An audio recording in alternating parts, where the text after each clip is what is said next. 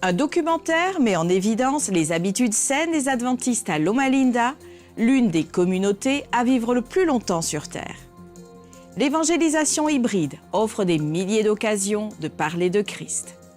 Le premier musée sur l'histoire de l'Église adventiste et qui fait également office de centre de ressources ouvre en Haïti.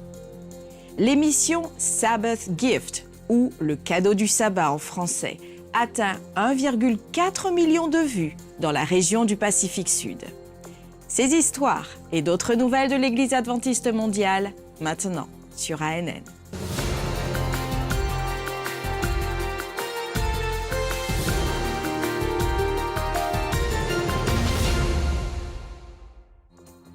Des représentants du département de la communication du siège mondial adventiste étaient au Brésil pour des réunions et des visites d'institutions et de projets évangéliques. Une partie de l'équipe de suivi pastoraux et d'évangélisation numérique au siège mondial adventiste a été témoin des résultats du travail évangélique hybride à l'église adventiste de Moema à São Paulo, la plus grande ville du pays. Je ne pourrai pas faire des présentations individuelles, mais rapidement, commençons par Samuel Neves, directeur associé de la communication pour l'Église mondiale. Alissa Truman, qui ne comprend rien en portugais mais s'y familiarise, elle comprend assez bien l'espagnol. Elle est directrice adjointe et responsable des réseaux sociaux. Voici Jeff Nascimento, coordinateur du Project Heroes. Daniel Bogdanov est russe. Il est un assistant du département de la communication et s'occupe de la technologie, d'Internet, de la connexion. Il y a Bejota qui coordonne tout le travail sur nos réseaux sociaux en portugais.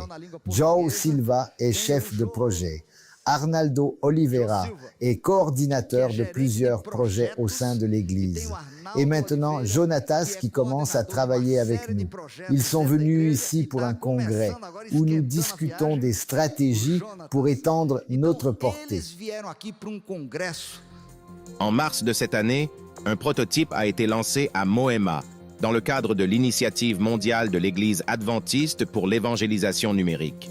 Accompagné par le siège de l'Église adventiste en Amérique du Sud et les champs locaux, l'équipe d'évangélisation numérique a offert des prières et un soutien spirituel et émotionnel en s'appuyant sur les réseaux sociaux.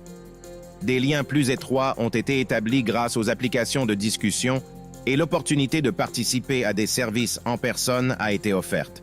Ceci a entraîné des baptêmes et une implication dans la mission de l'Église. Alors que je parle, quelle caméra je dois suivre?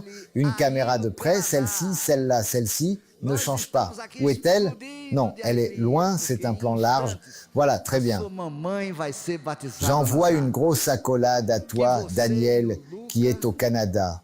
Nous explosons de joie ici, car dans quelques instants, ta maman sera baptisée dans les eaux. Que toi et Lucas puissiez être dans la crainte du Seigneur, et j'espère que bientôt vous prendrez cette décision aux côtés de Jésus. Une étreinte fraternelle et que Dieu vous bénisse. Regardons maintenant le baptême. Hola Rosemary, quelle belle église célébrant la naissance d'une nouvelle vie en Jésus-Christ. Voici l'équipe impliquée dans le salut des personnes, afin qu'elles remettent leur vie à Jésus. Rosemary, c'est avec beaucoup de joie que, moi, ministre de l'Évangile, je te baptise pour le pardon de tes péchés et la naissance d'une nouvelle vie en Jésus-Christ. Au nom du Père, du Fils et du Saint-Esprit. Et l'Église dit Amen. Amen. E a igreja diz...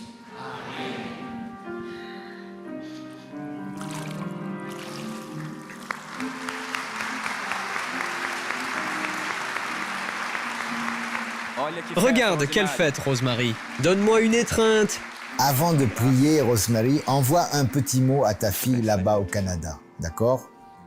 Depuis son lancement, il y a eu plus de 4000 conversations, 107 visites à l'Église et 7 baptêmes. Le succès du projet a poussé l'Église à s'adapter aux besoins de la communauté numérique qui désire découvrir davantage sur Jésus. Cela signifiait beaucoup pour moi et a changé ma perception de ce projet parce que j'ai vu le baptême et les résultats. Maintenant, quand je reçois une demande ou que j'ai une tâche technique liée à ce projet, je la traite différemment. Je la prends plus au sérieux, j'essaie de l'accomplir plus rapidement et mieux. Toute notre équipe devrait vivre cela, ça l'aidera à s'approprier les choses différemment. Ça change beaucoup. C'était très important pour moi. C'était très touchant de voir en personne le résultat de notre travail numérique. Pour moi et pour toute notre équipe, c'était incroyable. Cela montre simplement que nous sommes sur la bonne voie et que Dieu veut apporter un véritable salut aux nombreuses personnes rencontrées en ligne. Une nouvelle mini-série en 4 épisodes de la plateforme de streaming Netflix présente les habitudes des personnes les plus âgées du monde. Le documentaire « Vivre jusqu'à 100 ans, les secrets des zones bleues » est basé sur le livre « The Blue Zone, 9 Lessons of Living Longer », en français « La zone bleue, 9 leçons pour vivre plus longtemps », écrit par le journaliste Dan Buettner. Buettner revisite les 5 zones bleues, résultant de recherches menées sur plus de 2 décennies. Ces régions sont Okinawa au Japon, la Sardaigne en Italie, Ikari en Grèce, Nicoya en Costa Rica et Loma Linda aux États-Unis, où se trouve une grande communauté adventiste. Dans l'épisode 2, la production met en avant 4 aspects de la longévité des adventistes: le bénévolat, un régime à base de plantes, la foi et le bon groupe d'appartenance. Vivre jusqu'à 100 ans les secrets des zones bleues met également en évidence l'importance du repos sabbatique, d'une vie active, l'abandon des aliments nocifs tels que le sucre, la viande et les mauvaises graisses, mais aussi l'ajout de bons aliments tels que les fruits, les noix, les céréales complètes et les légumineuses.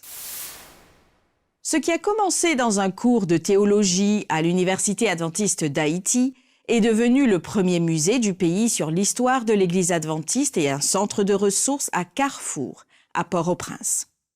Pendant plusieurs mois, des dizaines d'étudiants en théologie ont effectué des recherches et rassemblé des artefacts, des photos, des dessins et des documents pour le musée. Le lancement du projet a été dévoilé sur le campus alors que l'Église adventiste en Haïti célébrait son 118e anniversaire. Les dirigeants de l'Église, les éducateurs et les étudiants se sont réunis pour la cérémonie d'ouverture. Le musée Emmanuel Clément Benoît a été nommé ainsi en l'honneur du pasteur Emmanuel Benoît pour ses 50 ans de ministère pastoral en Haïti. Le pasteur Benoît est actuellement le président de la Mission du Sud d'Haïti. En partenariat avec le département de la communication du siège mondial adventiste, les théologiens Franck Hazel et Keldi Parocci s'entretiennent avec les dirigeants adventistes pour aborder chacune des 28 croyances fondamentales de l'Église adventiste du 7e jour. Lors d'une récente interview, Lazo Galouz, maître de conférences en études du Nouveau Testament, parle de la 16e croyance adventiste, la Sainte Seine. Nous constatons que toutes les églises chrétiennes célèbrent la Sainte Seine d'une manière ou d'une autre.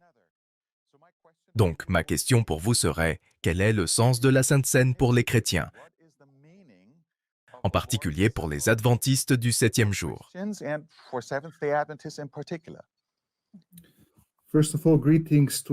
Tout d'abord, salutations à tous ceux qui regardent ce programme et merci, Franck, de m'avoir invité à être avec vous. Je pense que c'est un sujet très important. Et lorsque nous parlons de la Sainte Seine, nous faisons un lien avec le baptême.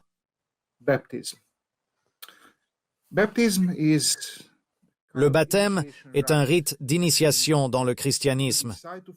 Si vous décidez de suivre Jésus, de passer l'éternité avec lui, vous demandez à être baptisé. À travers le baptême, vous faites une alliance avec Dieu. Donc, l'alliance est la fondation de la relation avec Dieu. Et le baptême est le premier oui.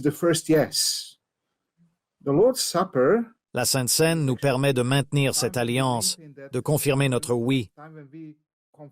Elle est très essentielle à la vie chrétienne. Donc, la Sainte Seine poursuit ce que le baptême a commencé dans notre foi, notre parcours. Nous confirmons notre décision. Nous nous engageons religieusement. Nous nous engageons à suivre Jésus. et à lui exprimer notre dévotion.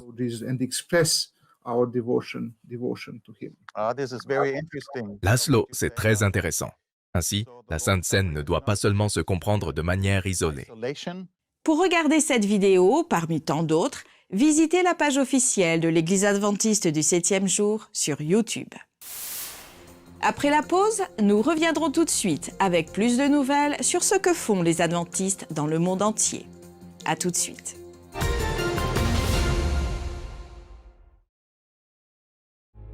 Be cheerful no matter what. Pray all the time. Thank God no matter what happens. This is the way God wants you who belong to Christ Jesus to live.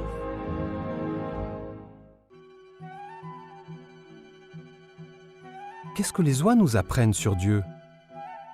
Tout ce qui se trouve dans la nature peut révéler notre Créateur. Voici 4 façons dont les oies nous présentent la nature de Dieu. Les oies restent avec leurs petits pour subvenir à leurs besoins jusqu'à ce qu'ils puissent le faire eux-mêmes, tout comme Dieu subvient à nos besoins. Les oies protègent leurs petits du danger, tout comme Dieu promet d'ordonner à ses anges de vous protéger. Les oies s'unissent pour la vie, à moins que l'une d'entre elles meure, tout comme Dieu ne nous quittera ni ne nous abandonnera jamais. Si les oies sont en danger, elles se réfugient dans l'eau, tout comme les chrétiens vont dans les eaux du baptême pour échapper à la mort certaine du péché et sortir dans une vie nouvelle en Christ qui offre gratuitement l'eau de la vie. Lors de vos prochaines sorties dans la nature, cherchez dans la création de Dieu ce qui montre qu'il se soucie de chacun de nous.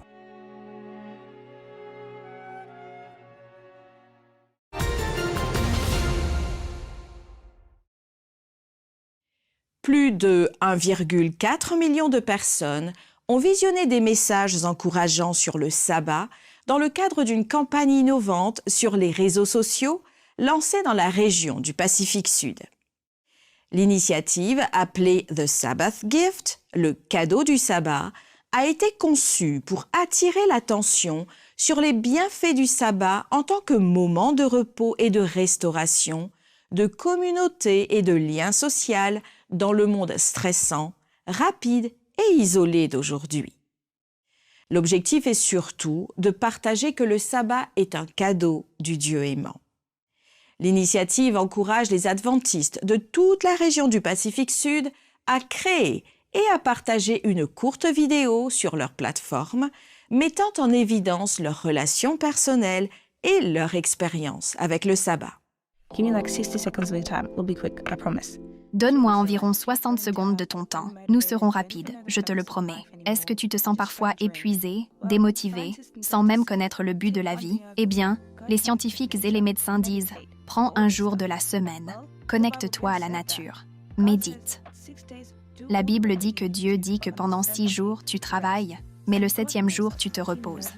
Tu vois, Dieu nous connaît. Il sait que nous travaillons, allons à l'université, avons des échéances, une vie sociale. Nous voulons aller à la salle de sport, avoir ce corps pour l'été. Mais il sait aussi que nous avons besoin de repos. Il nous a donné le sabbat et il a dit « Viens me parler, passe un moment avec moi. » Laisse tout de côté parce qu'il sait que nous avons besoin de nous ressourcer. Rends-toi sur sabbathgift.info et relève le défi du sabbat pour voir la qualité de ta vie changer. Tu vois, ça n'a même pas pris 60 secondes. Didn't even take 60 seconds. La Mission Caleb est un projet bénévole soutenu par l'Église adventiste du 7e jour qui permet à des jeunes gens de consacrer leur temps de vacances à l'évangélisation et au service à la communauté. Ghislaine Ribeiro Paz a pu bénéficier de ce projet. Pendant 21 jours, les volontaires de la Mission Caleb ont rénové sa maison qui se détériorait depuis plusieurs années. Cette histoire se déroule au Brésil, dans la ville de Sao Paulo.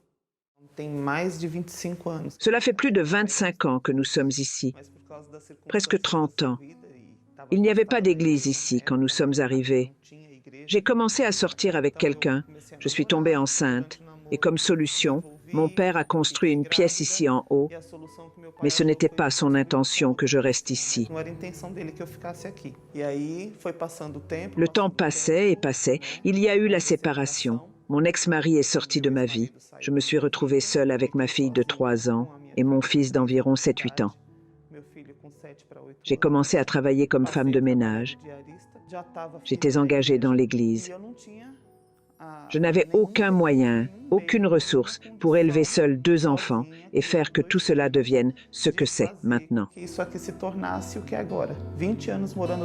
20 ans à vivre dans une seule pièce, avec un couloir mal fini, sans porte, sans fenêtre, sans évier, sans réfrigérateur et sans cuisinière.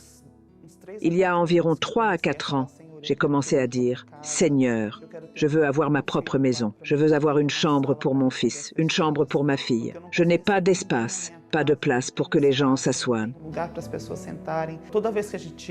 Chaque fois que nous recevions des gens, c'était en bas, dans la maison de ma mère. Alors j'ai dit « Seigneur, si tu ne fais pas de rénovation dans notre maison, elle va s'effondrer. » Et nous n'avons jamais réussi à faire aucune amélioration ici.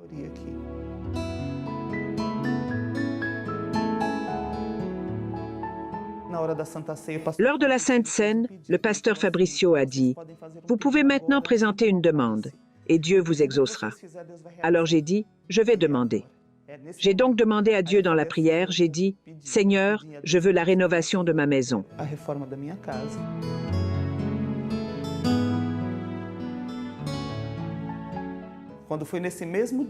Le même jour où j'ai fait cette demande à la Sainte Seine, dans l'après-midi où les Caleb ont fait l'ouverture du JA, mon beau-frère Anderson Mariano, Zine et Marcelo m'ont appelé en bas.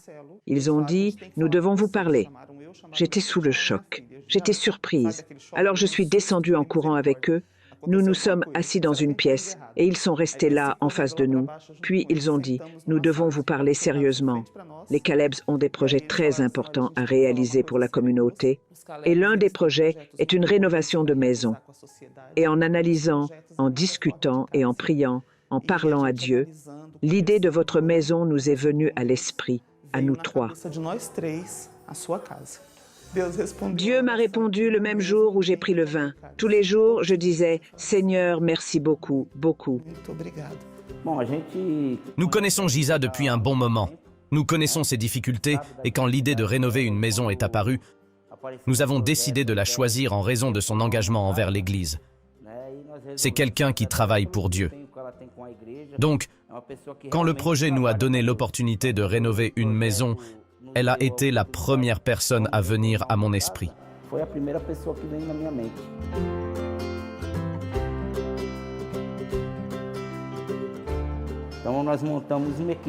Alors nous avons formé une équipe et impliqué les jeunes de Caleb pour qu'ils puissent s'engager. Il y avait même un maçon là-bas. Des jeunes qui ne savaient même pas comment utiliser une truelle enduisaient les murs. L'effort était tel que, lorsque nous allions au chantier le matin, il y a eu des fois où je n'ai pas convoqué le jeune. Il s'est proposé, je veux y aller.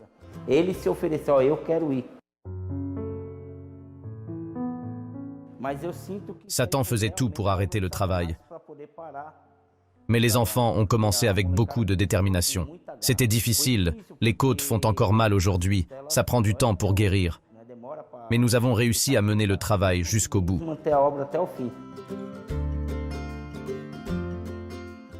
La mission m'a surtout aidé à développer un amour plus profond pour les autres. J'ai réalisé que l'amour manque dans le monde et lorsque nous faisons ce genre d'action, nous parvenons à renouveler cet amour. La communion avec Dieu était simplement d'être à l'église, au club des Explos ou à la mission Caleb. Aujourd'hui, la communion avec Dieu est de prier tous les jours et d'implorer au Dieu que je sers. Je pense que cette mission, ce projet a été très important. C'était très bien parce que nous avons vu que Dieu tient vraiment ses promesses dans nos vies pour nous aider. Elle a renouvelé ma foi en Dieu et je pense, celle de tous aussi. Quand je rentre ici, j'ai toujours l'impression que ce n'est pas ma maison, parce qu'elle est complètement différente maintenant, comparée à avant. Maintenant, je dois mettre les meubles, parce que nous n'avons pas de meubles pour ces 4 pièces que Dieu m'a données. Mais j'ai dit, Seigneur, c'est bien plus que je ne pouvais mériter. Je ne peux que te remercier. Et j'ai dit au paradis, je veux te remercier personnellement. Merci. Avec plus de 1600 baptêmes, l'Église adventiste du 7e jour en Malaisie a conclu l'initiative d'évangélisation Espoir pour la Malaisie. Une deuxième campagne d'évangélisation aura lieu en novembre en raison de l'intérêt de la population à en découvrir davantage sur Jésus. La campagne d'évangélisation d'une semaine a commencé dans les grandes villes telles que Kuala Lumpur, Kuching et Kota Kinabalu. Les réunions ont eu lieu simultanément dans plus de 25 endroits à travers le pays. Espoir pour la Malaisie vise à promouvoir le réveil dans le culte commun tout en ayant un impact sur l'urgence des missions urbaines. Le président de l'Église en Malaisie, Abel Bana, a souligné qu'il était encourageant de voir le premier mouvement national de l'Église adventiste dans le pays. Il se réjouit. C'est une réalisation majeure pour la Malaisie. Rendons-nous maintenant en Floride, aux États-Unis, pour découvrir les actualités d'Advent Health avec le journaliste Tom Johnson. Advent Health a reçu plusieurs éloges de l'extérieur de l'organisation, louant la qualité des soins que nous prodiguons à nos patients. Les prix sont généralement remis par de grandes entreprises, ce qui nous vaut une grande reconnaissance. Mais un récent prix nous est décerné par une présentatrice improbable et inspirante. Un reportage de David Maddox. Aujourd'hui était un privilège car j'ai eu le retour d'une patiente incroyable de 87 ans. C'est tellement bon de vous voir. Merci beaucoup. Je voulais venir ici aujourd'hui pour une raison spéciale. Je vous donne ceci, c'est la médaille des arrivants. C'est Advent Health. J'avais prévu depuis 7 mois de revenir voir mon médecin, Kevin Akula, et lui remettre la médaille que j'ai reçue en courant le semi-marathon de célébration le 29 janvier. Quand elle a tendu les bras, qu'elle a mis ceci autour de mon cou, m'a demandé si je l'acceptais, mon cœur a fait un bond. C'était un moment émouvant parce que chaque fois qu'un patient revient après une opération, en particulier une opération majeure comme la sienne, cela leur permet de se lever tôt le matin et de se déplacer, leur niveau d'enthousiasme augmente. Ma vie a changé. Je ne serais pas là aujourd'hui sans ces infirmières, tous ceux qui ont fait partie de mon expérience à l'hôpital et de l'expérience post-hospitalière. Ils sont inspirés par elle, par son attitude, mais aussi par son enthousiasme à parcourir un autre kilomètre, mais aussi à vivre un autre jour. Quand je serai grand, je veux être comme elle. Environ un tiers de la population de la Lettonie vit à Riga, la capitale. Ici, les adventistes n'ont pas peur d'innover pour le ministère. Afin d'évangéliser, les initiatives prennent la forme d'une bibliothèque proposant de la littérature gratuite et un magasin d'aliments sains. Grâce à la présence de l'Église adventiste sous différentes formes, les gens ont découvert un sentiment de communauté et la guérison.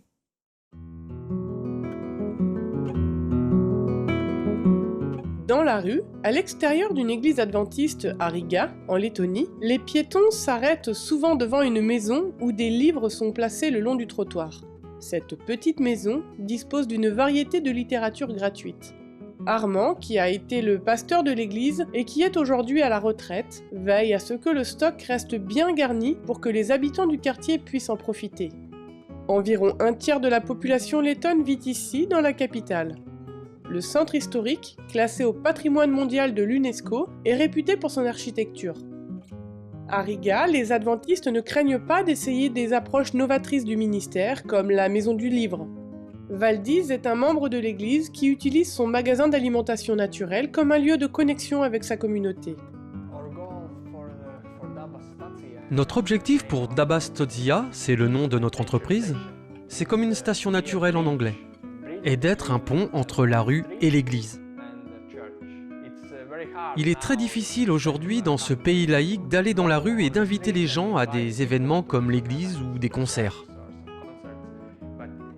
Mais si vous avez des relations avec les clients et qu'ils vous font un peu confiance, ils vous écouteront davantage. Et ils verront que ce n'est pas parce que vous êtes de l'église que vous voulez les faire entrer dans l'église. Ils voient que vous leur souhaitez du bien et une bonne santé. Chaque année, ce magasin participe à un grand festival végétalien organisé à Riga. J'ai vu comment Dieu se sert de la boutique pour rapprocher les gens de l'église. Lors du dernier festival, par exemple, je leur ai expliqué que notre magasin et l'église adventiste allaient organiser un événement. L'église adventiste fournira le lieu et notre magasin organisera le séminaire. Seriez-vous intéressé ? Oui, je serais intéressé.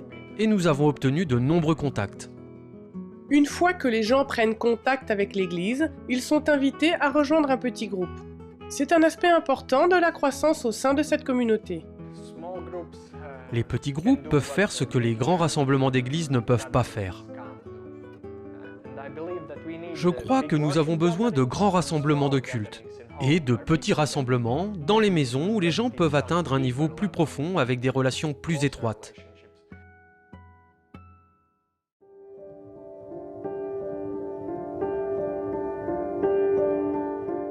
Le mariage de Zané s'effondrait. Elle et son mari ont décidé qu'il était préférable de se séparer. Se sentant dépassée, Zané a cherché en ligne une église à Riga et a trouvé l'église adventiste. Les membres l'ont encouragée à rejoindre un petit groupe. La première fois qu'elle y est allée, elle s'est assise à une table entre de parfaits inconnus, mais elle s'est sentie tellement acceptée et aimée qu'au bout d'un certain temps, elle a partagé ses problèmes avec eux et ils ont proposé avec amour de prier pour elle. Avec le temps, elle a commencé à mieux comprendre son mari et à reconnaître en lui de bonnes qualités. Ce groupe l'a aidée dans son chemin vers le pardon. Après beaucoup de prières et d'études bibliques, Zané a été baptisée. Maintenant, sa famille est à nouveau réunie et ils sont reconnaissants au petit groupe qui a prié pour eux.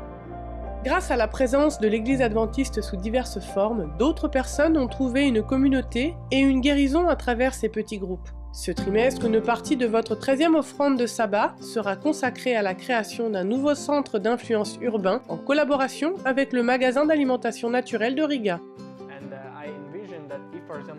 J'imagine, par exemple, que nous pourrions avoir un endroit où nous pourrions combiner une petite boutique, un petit café, un petit endroit avec des livres et un canapé dans une bonne ambiance. Il serait également possible de faire de la publicité pour nos séminaires et nos événements de santé, car il serait beaucoup plus facile d'attirer les gens à ces événements. Pensez à prier pour ce projet de centre d'influence urbain en Lettonie. Merci de soutenir ce projet spécial. Merci d'avoir suivi ANN. Rejoignez-nous la semaine prochaine pour plus de nouvelles du siège de l'Église adventiste du 7e jour. Saviez-vous que l'Église adventiste du 7e jour a une chaîne YouTube où vous pouvez regarder ANN Vidéo, ANN in Depth et plein d'autres vidéos étonnantes sur la prophétie, la santé et l'étude de la Bible? Cliquez sur le bouton S'abonner pour ne jamais manquer une nouvelle vidéo. Vous pouvez également nous laisser un commentaire ou un sujet de prière. Notre équipe prie pour vous 24 heures sur 24 et 7 jours sur 7. Avant de nous quitter, voici une bonne nouvelle tirée du psaume au chapitre 23 et au verset 14. Espère en l'Éternel, fortifie-toi et que ton cœur s'affermisse. Espère en l'Éternel. Ainsi s'achève notre programme de cette semaine. N'oubliez pas que vous pouvez toujours visiter adventiste.news/fr pour des nouvelles quotidiennes et des vidéos. À la semaine prochaine pour d'autres nouvelles de foi, d'amour et d'espérance. Que Dieu vous bénisse.